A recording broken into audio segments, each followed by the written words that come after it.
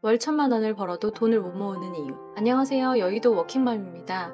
오늘은 제 이야기를 아주 솔직하게 있는 그대로 들려드리려고 합니다. 어쩌면 여러분의 이야기일 수도 있고 조금은 부끄러운 고백이 될지도 모르겠습니다. 저는 현재 40살이고요. 40대가 되면서 인생에 대해서 여러 가지 생각이 들더라고요. 금수저, 흑수저 이야기가 유행하던 시절이 있었는데요.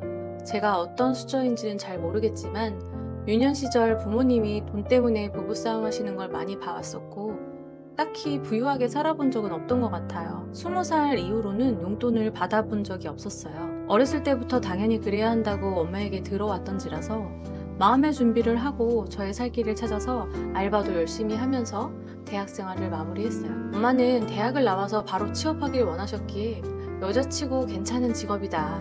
이 직업은 취업은 전혀 문제가 없다. 이 말을 듣고 치위생과에 들어갔어요. 사실 확고한 꿈도 없었기 때문에 그냥 엄마가 가라는 데 갔습니다. 저에게 돈이 없다, 가난하다라는 것은 싫은 것을 떠나서 공포였어요. 그런데도 불구하고 어떻게 가난을 벗어나서 부자의 삶을 살 수 있는지 알려주는 사람도 없었고요.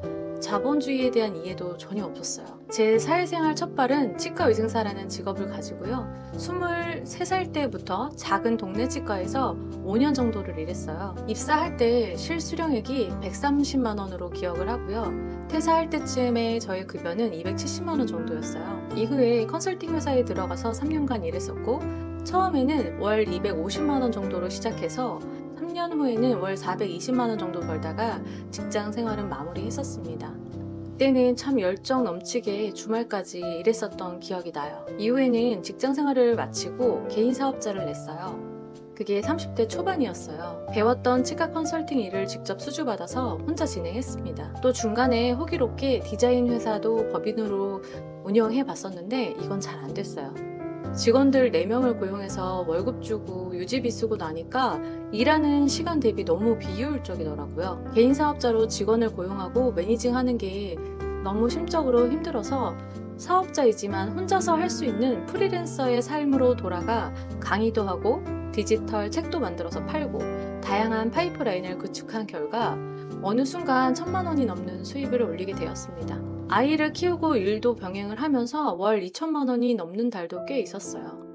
이제 나도 좀 잘 살 수 있겠다. 나도 부자가 될 수 있겠다. 이런 생각도 들었고 자신감도 넘쳤습니다.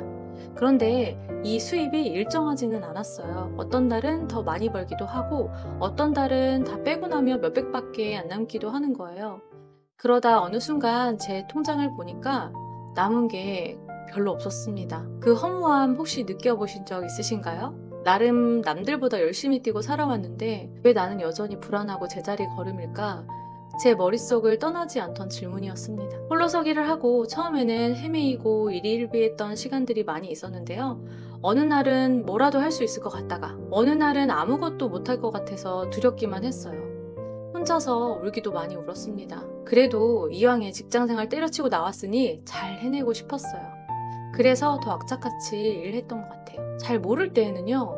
내가 일하고 싶을 때 일하고 쉬고 싶을 때 쉬는 삶이 프리랜서의 삶인 줄 알았어요. 하지만 현실은 달랐습니다. 일이 없을 때의 불안감 때문에 닥치는 대로 일을 받았고 그러다 보니 밤샘 작업은 일상이 되었죠. 퇴근 시간이 정해져 있지 않으니 일은 제 삶의 모든 것을 잠식했습니다. 그렇게 힘들어도 이 악물고 하다 보니까 어느 순간 일이 잘 풀리는 날이 오더라고요. 정말 신이 났습니다. 노력하면 다 되는구나 생각했죠. 그런데 현실은 제가 생각했던 것과 너무 달랐습니다. 들쑥날쑥한 수입, 불안정한 계약, 무엇보다 예측하지 못했던 세금은 늘 몰아서 저를 찾아왔습니다. 사무실 임대료에 보험료, 아이 교육비, 그리고 매달 꼬박꼬박 나가는 생활비는 그대로인데 소득은 매달 다르니 결국 제 통장은 얼마 안 남아있거나 항상 마이너스였습니다. 가장 큰 문제는 제게 돈을 관리할 시스템이 전혀 없었다는 것입니다. 사업자 통장과 제 개인 통장을 구분하지 않고 쓰는 순간부터 돈이 어디로 새어나가는지 알 수가 없게 되더라고요. 오늘 번 돈이 얼마인지 내일 나갈 돈은 얼마인지 계산할 수가 없었습니다. 직장인들에게는 당연한 것들이 프리랜서에게는 모두 나의 책임이었어요. 4대 보험도 다 내가 내야 되고 퇴직금은 없죠. 모두 저 스스로 알아서 챙겨야만 했습니다.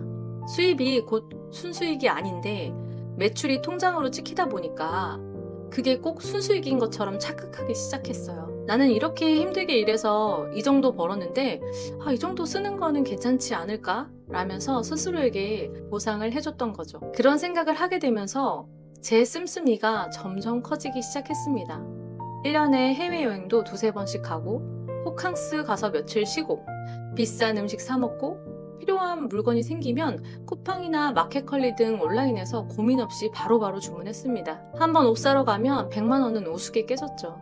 아울렛에 가서 샀으니까 오히려 이득이다 라는 생각도 했었어요. 카드 포인트가 많이 쌓이니까 한도를 다 채울 정도로 쓴 뒤에 이 정도면 합리적이다 라고 생각하기도 했었어요. 그리고 또 그 카드 포인트로 여행을 떠났습니다. 그게 제일 큰 함정이에요. 보상이라는 이름으로 저 자신에게 허락했던 작은 소비들을 시작으로 소비력이 점점 커져만 갔고 결국 통장에 구멍을 냈습니다. 시간이 지나고 통장을 보면서 자책했지만 그때는 이미 많은 시간이 흘러가 있었어요. 한 번은 세금 고지서를 받고 정말 숨이 막히던 날이 있었습니다. 부가가치세를 내야 되는데 현금이 없어서 대출을 받아서 냈었던 적도 있었고요. 또 어떤 달은 그달 번 돈이 고스란히 세금으로 나가더군요.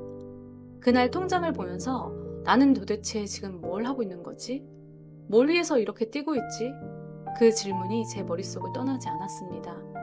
어쩌면 그날이 제 인생의 터닝 포인트였는지도 모릅니다. 그때서야 깨달았습니다. 돈을 버는 것보다 더 중요한 건 돈이 머무는 구조를 만드는 거라는 걸요. 아무리 열심히 물을 길어도 바닥이 뚫린 항아리에는 물이 채워지지 않는다는 사실을요. 어느 날 문득 제가 아프거나 일을 못하게 되면 어떻게 될까?